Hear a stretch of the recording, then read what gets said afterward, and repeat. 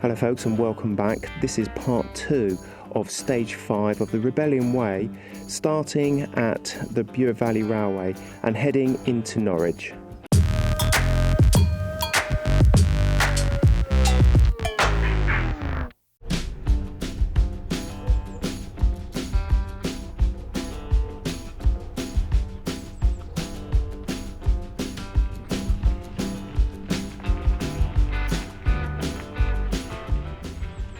BURE Valley Railway, and look at that, there's one of the little mini trains that runs between Aylsham and WROXHAM. On to the second part of this 5th stage, the Rebellion Way. And we're now following the BURE Valley Railway for about 8.5 miles. Now you might be wondering where the railway has gone. Well, it's underground.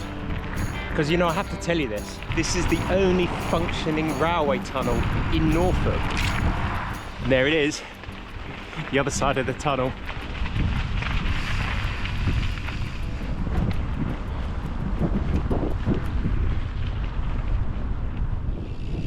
Well, that's bonkers. The resurfacing didn't last very long. It was about 200 metres. Perhaps they decided not to do this bit, but I believe there's further improvements up ahead. Let's wait and see.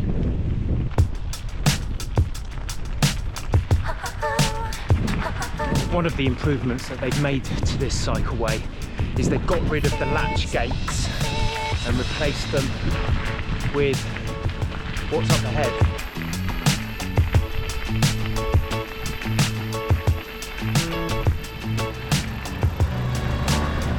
Careful, because as you saw, that van is on the road and they don't necessarily slow down just because there's a cycleway up ahead.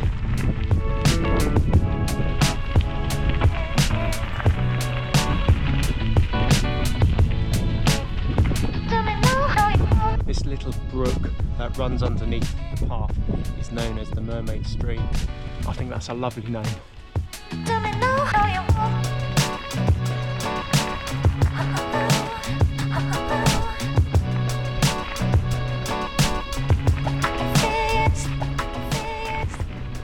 BURE Valley Railway has got 3 stops known as halts.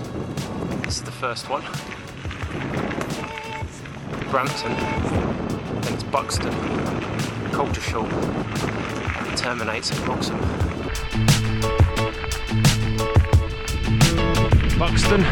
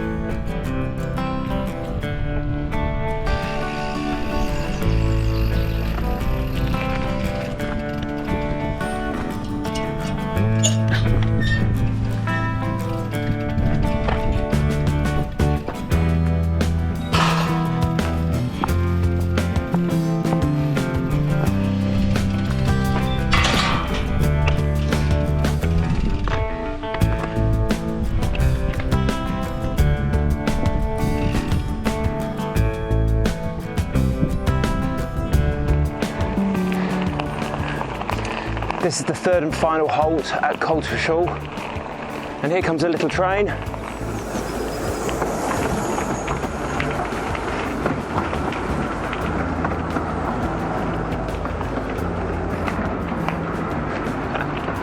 What about that then, folks?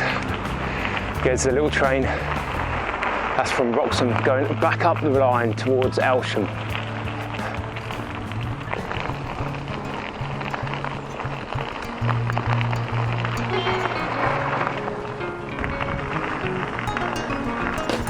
Another part of the improved route. Very nice surface. It's sort of a crushed cinder or gravel.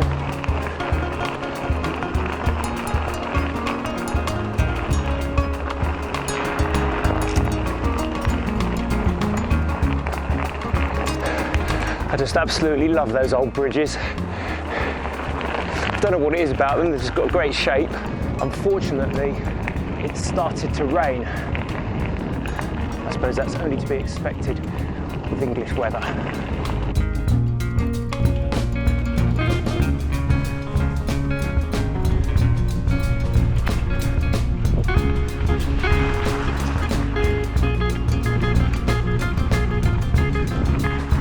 This is a really lovely cycleway.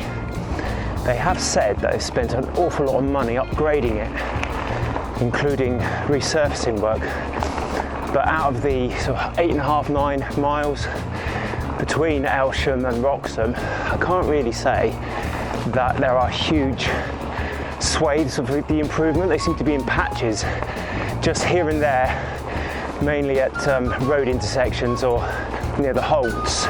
I'm coming up to another one of the gate improvements.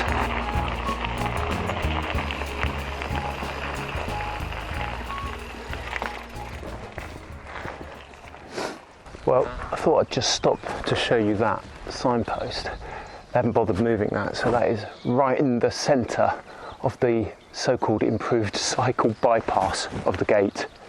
Yeah, watch your handlebars, people.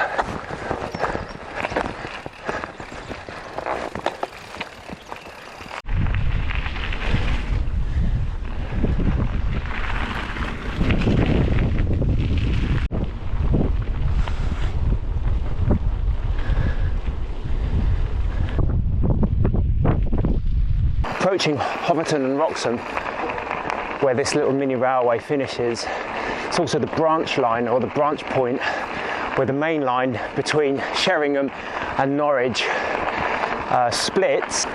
You can see the difference in the gauge between the mini railway and the main line. So it is possible to get the train from Norwich to WROXHAM. Then you can get this little mini gauge up to Aylsham.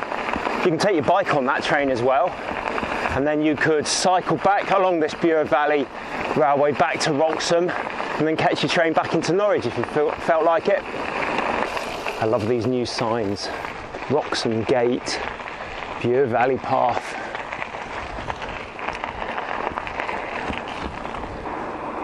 Coming into WROXHAM. Of course, this is really the home of the Broads. I love to go canoeing from here on the River Bure. Another quintessentially Norfolk town. Great place to get refreshments or replen, get something to eat, or just have a look around. I always feel that WROXHAM is a seaside town, inland. It's got all your chip shops, postcard shops, souvenirs.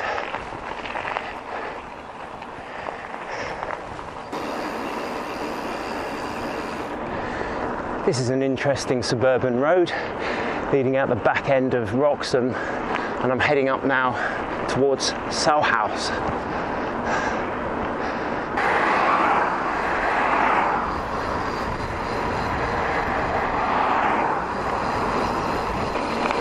Turning left off the Salhouse road, it's just as you're accelerating down a dip, so be careful you don't miss it.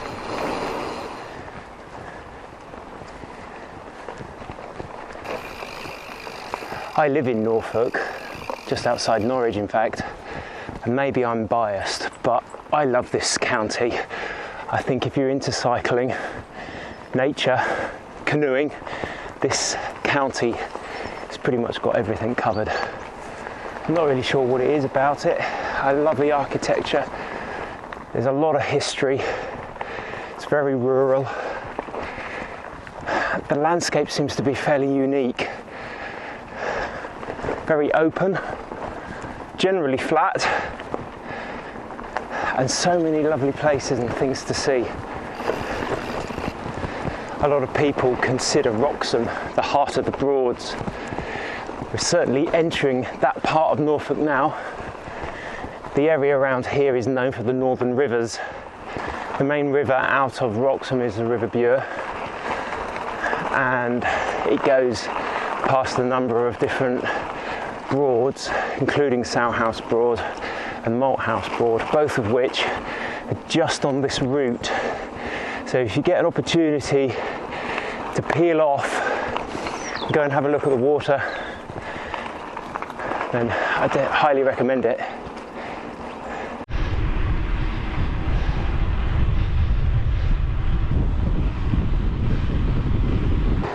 If you're thinking of doing the Rebellion Way in a complete go bikepacking, you'll probably be looking for campsites, and there's one just coming up at Sow House Broad Camping. I think it's about £16 for a tent, and on the left here is the entrance to the campsite.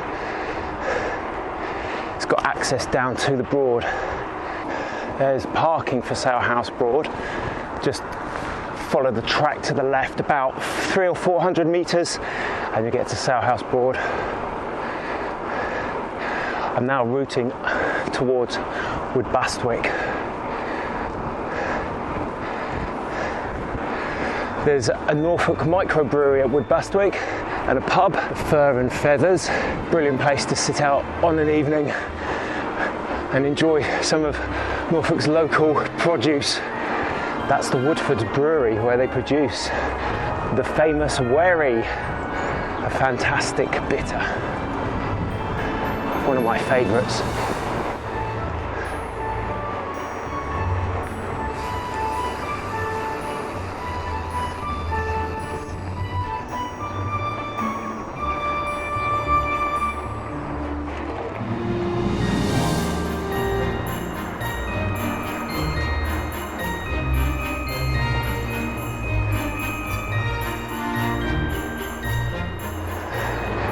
Next village will be RANWORTH.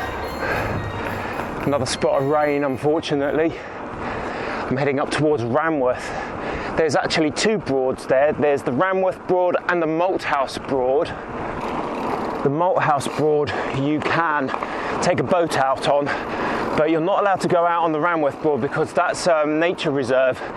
There's a really good boardwalk down to a wildlife viewing place, and they lay on some binoculars and that sort of thing, and they'll tell you all about the local birds, and you can sit, eat your sandwich, do a bit of bird spotting.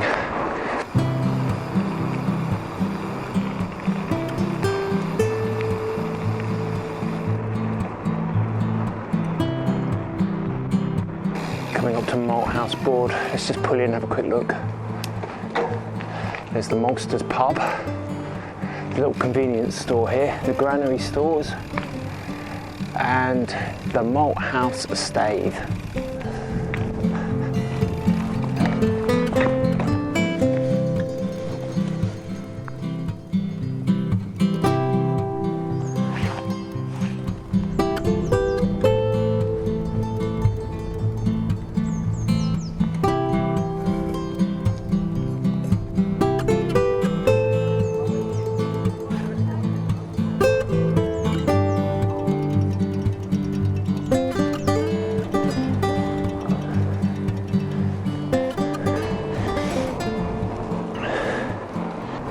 As I leave Malthouse, I'm commencing the final leg of this stage 5 of the Rebellion Way back into Norwich, and it's probably an appropriate time to have a look at the reason why this cycle route is called the Rebellion Way.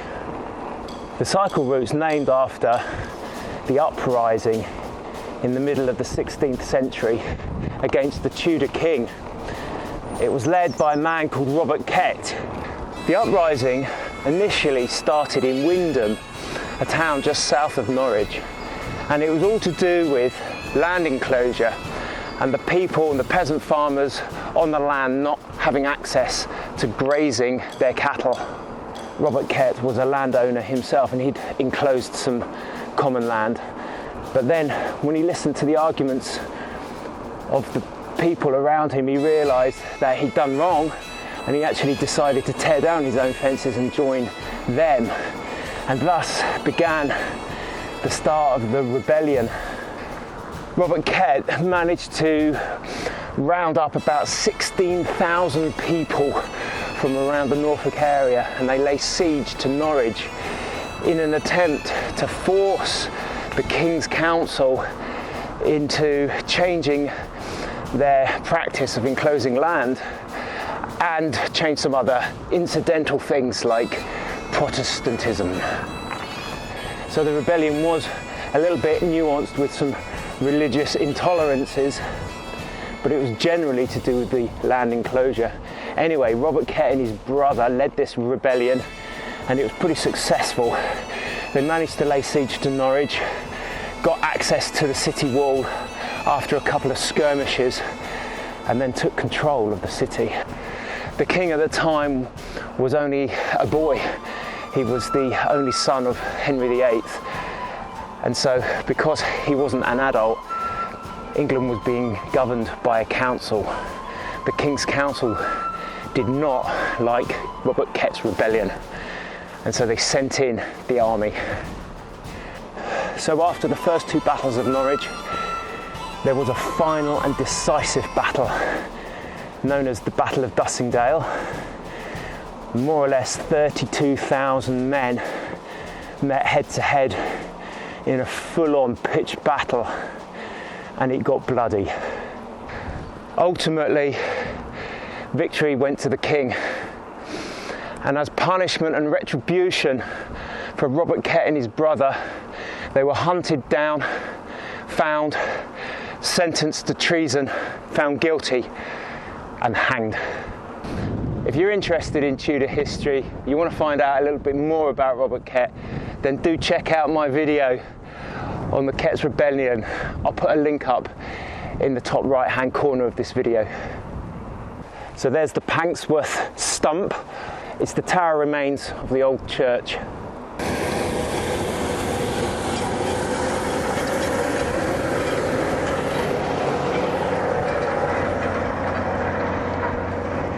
Norfolk agriculture. In centuries gone by, this area here used to be a part of the more extensive MOUSEHOLD HEATH. That was a huge area that extended from the city walls all the way up to virtually the banks of the River BURE and engulfed villages of Little Plumstead, Great Plumstead. Unfortunately, MOUSEHOLD HEATH has shrunk and shrunk, and all that's left now is a small piece of common land to the northeast of Norwich, which is beautiful but much smaller than it used to be. So this really is now the heart of the rebellious Norfolk people.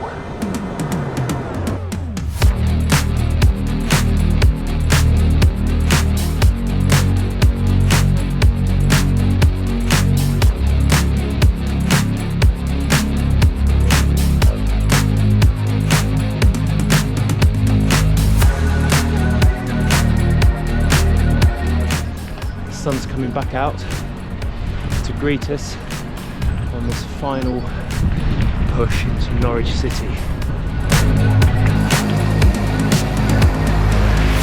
Between Little Plumstead and Great Plumstead, there's this really nice cycleway. It's just to the right hand side of the road. The road's not that busy, but it's just nice to be away from the traffic.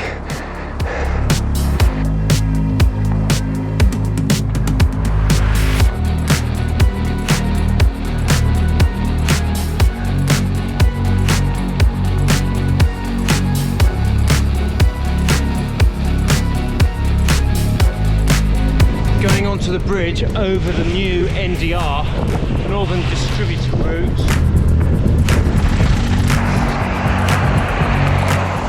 Approaching MOUSEHOLD HEATH on the edge of the city of Norwich. This is a supposedly bike-activated crossing. Doesn't seem to work.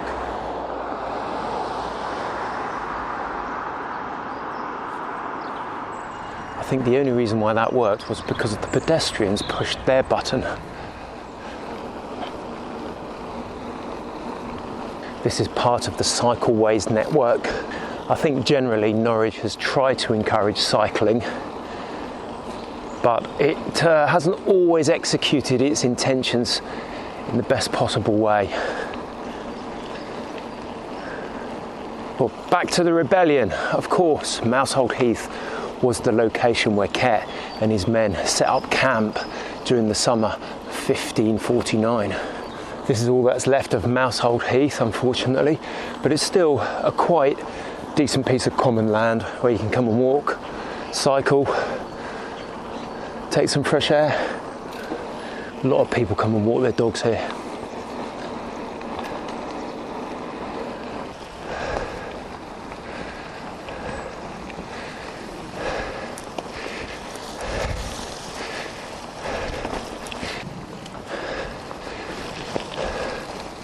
The actual route now bears to the right, up through that cutting there, and drop down towards Norwich, but I would like to just deviate off the route once more to take you up there towards Britannia Barracks.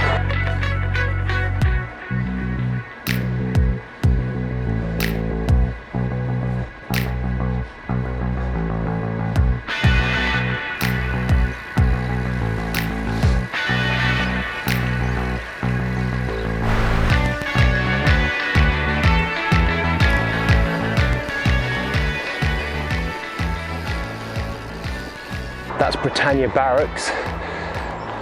It now forms the front building to Her Majesty's Prison, and what a wonderful location.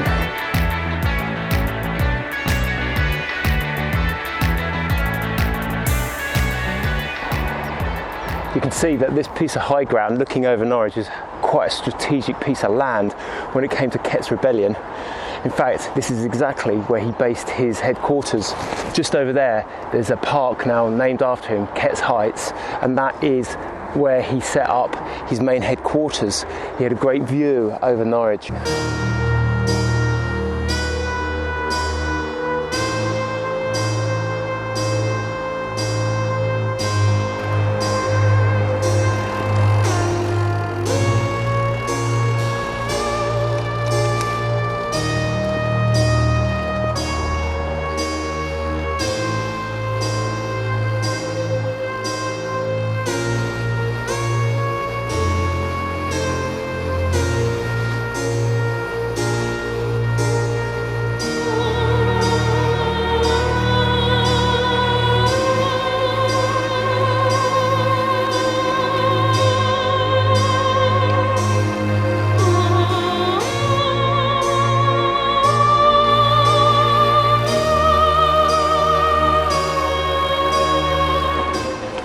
The Adam and Eve pub, one of the oldest pubs in the UK, definitely the oldest in Norfolk.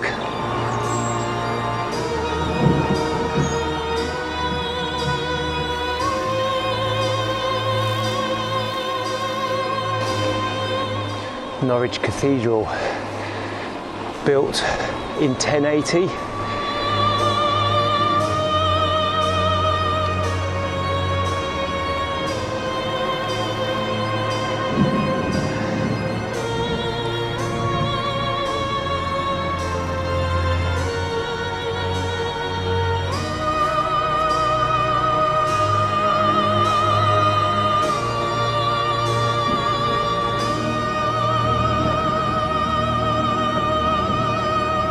Well, that's it, folks. Norwich Station and the end of stage 5. Thanks very much for watching. I hope it's been of interest to you, and stay tuned for further adventures. Bye for now.